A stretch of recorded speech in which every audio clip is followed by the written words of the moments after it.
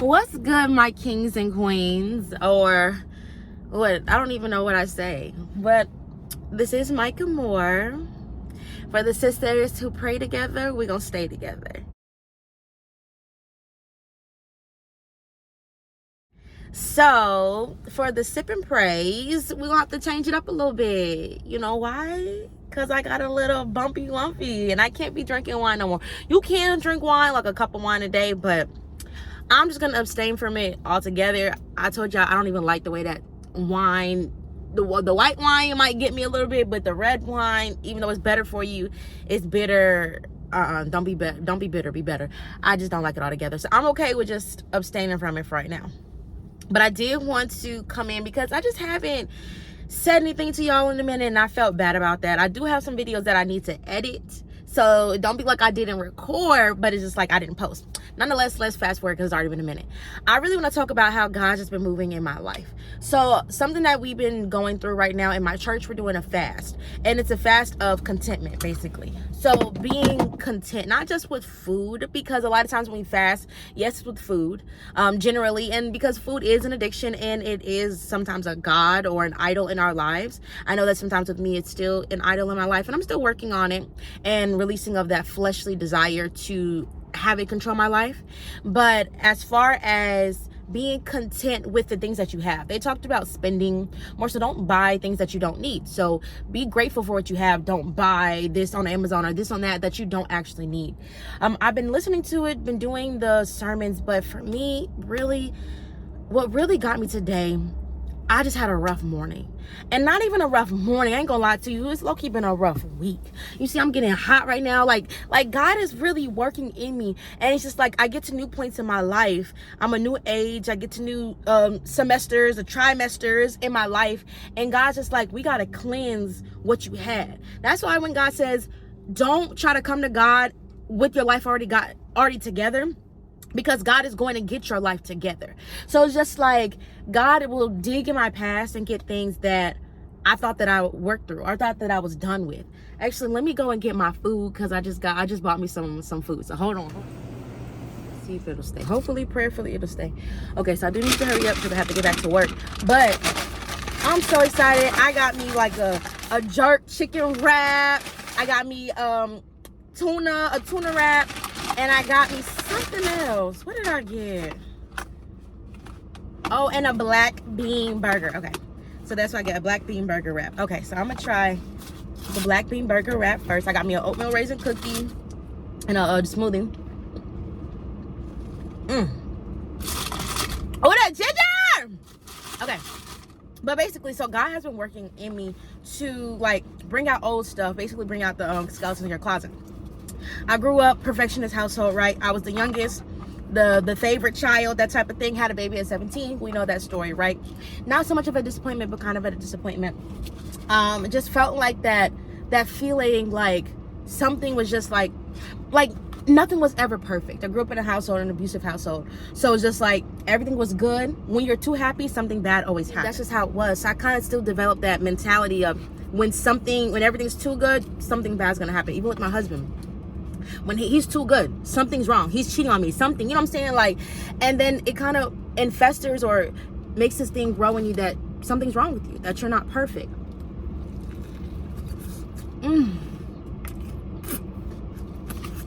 If you want to be healthy, just raw onions, okay? I like raw onions. I'm not perfect, right? But it's just a feeling like everything in my life is good. It's that one, like, something is just not right. And this morning was a rough morning. And lately this week, God's been, like, placing me in places with godly people. I was going to get our other car fixed. I had to do an inspection. The man there, he's just like, have a blessed day. Something simple, like people don't say that anymore. Went to go pick up a rental. The guy's like, God forbid, you're talking about God. Like, it's just like God be placing me in places, simple things, just living life with godly people. Today, go to the prenatal appointment, get my pap smear, get everything. She's taking my blood work, the phlebotomist. And as soon as she touches me, I start crying. Mind you, this morning I'm already crying, already feeling like I'm just done with life. Not to say that, like, it's just like, yeah, I felt like that this morning. I felt like I was done with life this morning. The same feeling that I felt when I was in high school. So I'm like, why am I feeling this again? Why am I feeling the same feeling now? I just felt like I just couldn't. And I was just like, in my head, I'm just like, I hate that I had kids because I can't go, you know? Same thing when I had my son. I was suicidal. I attempted suicide. But when I found out I was pregnant with him, I just couldn't do it anymore. I didn't attempt suicide. I was just like, I'm just done. Like what's the point of living right now? It's too hard. It shouldn't be this hard. Yes, you praise him on when you're good and you praise him when you're bad, but it was just too hard. My husband's calling. I'm all over the place because that's literally how fast it happened. I'm good. I'm laughing. I'm smiling. Everything's okay. And I feel like everything from my past just hits me so fast. And it's like, it happened in small increments. Looking back on it, I just felt like I just wasn't enough, or what I was doing wasn't enough. Even to the point, like, I still feel like I have some type of animosity towards some things from my last pregnancy. My last pregnancy wasn't really opened with welcome arms off the bat. My marriage wasn't open with welcome arms off the bat. And it's just like, I always felt that sense of like, I'm not enough. The decisions that I made in my life aren't enough. And it was hard. I was the golden child. You get what I'm saying? The golden child to the black sheep is a big jump. Now, stuff that we worked through, we let go of. But at the same time, it's like, now that I'm pregnant again, it just feels like, it just feels like all the stuff that you thought you worked through is just coming back to say that, no, you weren't done. No, you still have to figure this out. And that's one thing I love about God, is like, every time I have a child or every time I go through a new step in my life, he challenges me to be better. So go through my whole prenatal exam, and when I get to the phlebotomist, she touches me to take my blood, and I start crying. She's like, you okay? I'm like, yeah, I'm just going through some stuff. And she just starts like, you gotta pray through it. And I just start crying even more. She was like, it's okay to cry. You gotta pray through it. You're gonna be okay. She was like, you gotta pray when it's good, and you gotta pray when it's bad. And the thing I know about myself is that when it gets hard, I don't be wanting to fight through. I don't want to fight through it sometimes. Sometimes I just want to sit and wallow in that sadness. But that's a decision. For you to sit in it is a decision. For you to have these negative thoughts in your head, that's a decision. You need to pray through it and fight through it. And I'm just like, God just always gonna make a way. God gonna always be like, you are enough. Regardless what anybody has said to me, anybody has thought about me, God has always said, you are enough. God put the children in my life for a reason. God had me marry my husband for a reason. It wasn't for everybody else's approval. It wasn't for everybody else's decision, whether they determined whether I was too young or if it was the right person or not. It was God's decision. It was God's plan of events in my life. God always comes through when I think that I'm not enough to tell me, yo, I still love you. When I sin, he's like, you're good enough. You're okay. And it's just hard. Like, how do you learn to be content with yourself? And that's something that I want to learn during this fast. Not necessarily, losing the things or stop spending on certain things, because I don't buy a lot of things. But being content with who I am. A part of that self-love. I love myself immensely. I love the person that I am. I love caring for other people. Even the simple fact of me of thinking I could never commit suicide because I would inconvenience somebody else. I'm so thoughtful of other people, and not necessarily of their opinions. I just want to be clear, it's one specific person's opinion that may make me feel like I'm not enough. But it's like, I'm just thinking like, I wouldn't be able to kill myself because I got 2 kids. And I got one on the way. I wouldn't be able to do that because my husband needs me emotionally, physically, financially. I can't just up and leave him like that. Just so much. And it's just like, at some point, you gotta let go of the past mistakes. You gotta let go of people's opinions of you and what they expected you to be, because it doesn't matter. And you have to be content with yourself, with who you are.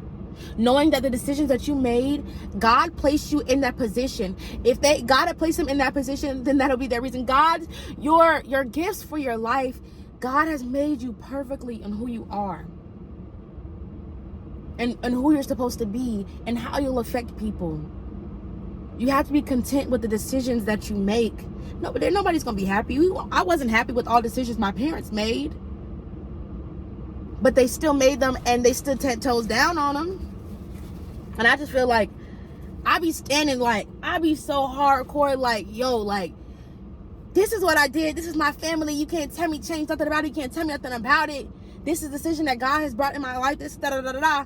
But it just be like that fight, just fighting all the time, trying to fight for approval.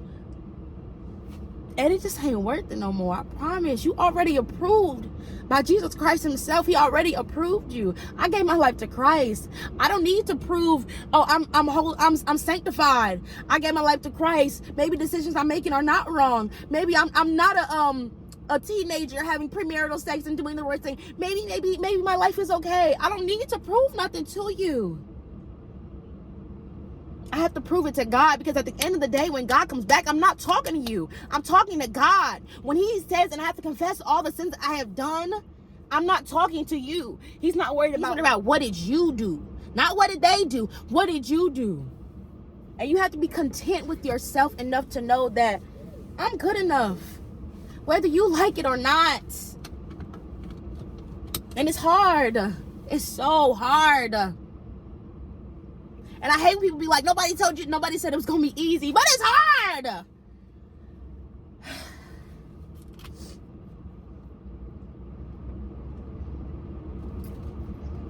I was a person, I hate showing vulnerability, because I hate people to be like, oh, she don't got her life together. Oh, this is happening in her life. Oh, she's da-da-da-da. Because I'm a person, I always have it together. I always have the beginning, middle, and the end. But then God keeps showing me, like, baby, you don't know the end. God keeps changing my life up to make me like, I don't know. I don't have a perfect resolution to ending to the story, the ending to the sermon to say, God's gonna da da da da. I don't know. I don't know what's gonna happen tomorrow. I don't know. I sound like I'm rambling because I just don't know. And that is the part of me learning and growing. I ain't supposed to have it all together at 22 years old.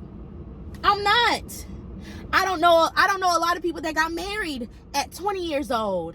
I don't know a lot of people that are married with multiple kids and young and living. I don't know that. So it's like, I'm just figuring out one day at a time. I'm just figuring it out. And if you hate me, then so be it. What? People hated Jesus. You know, pastors be like that. Yeah, you know what I'm saying? You know what I'm saying? But that's really it. I do have to get going because I got to go to work. But be content with yourself. That one song,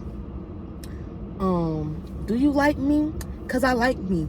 God likes me. You don't like me, but I like me. I don't know. It's a real old song. He's probably like 8 years old. I don't know. But yeah, just be content with yourself. Fasting from things that don't make you content. I fast from social media like Instagram because I see certain things, and I may see moms that snap back instantly, or I may see necessarily bodies that I might desire, and it makes me feel inadequate. And then I look at myself and be like, hold up, I'm the bee's knees. But when I'm not looking at myself and I'm looking and fueling myself with the Instagram, I feel less than. And I'm not less than anybody. And it makes it hard for me to hear and understand or believe when my husband tells me that I'm beautiful or that I'm sexy. It makes it hard because then I'm looking at these women on social media. Social media is a scam. Nobody is really who they say they are. And if they are, congratulations, you work that way. Not to say that I can't work that way if I want that, but I'm just so fixated on maybe I'm not enough. It's draining, but it's beautiful. Keep fighting. Keep running. It's a marathon. You can slow down, but keep fighting. Keep going. It's what the devil wants. He wants me to feel inadequate in my body because I have power in my body. He wants me to feel inadequate and go into a depression and feel like I can't live life. He wants me to kill myself and die because I have a calling on my life, because I'm still helping and benefiting other people. The devil wants this. Why would I give the devil what he wants? That's it. Love you. Thanks for tuning in. I pray that this helped you or benefited you in some way. If not in this season of your life, but in the next. Something that we talked about in church. And the reason that I don't like telling when I'm going through something is because people will be like, oh, hi, am I? And you'll be like, oh, I'm not going through that. I can't understand. I can't relate. When they look at you and be like, oh, she's going through the depression. Oh, she want to take her life, that type of thing. And it's like, but it's like, what she say? The tables are always turning. You're going to be in a season of plenty, and then you're going to be in a season of less than. And I'm not saying I'm in a season of less than. I said this morning, I felt like I was in a season of less than, like I had nothing else. And instantly, in a couple of hours, I feel like I'm in a season of plenty. I feel like I can keep going through this fight. It was a song. It was like, Only God. I first time I ever heard it on the radio. And it's just like, it's only God. It's only God. This endurance. I'm weak. In my weakness, He is strong. All right. I love you. I gotta go for real. Bye.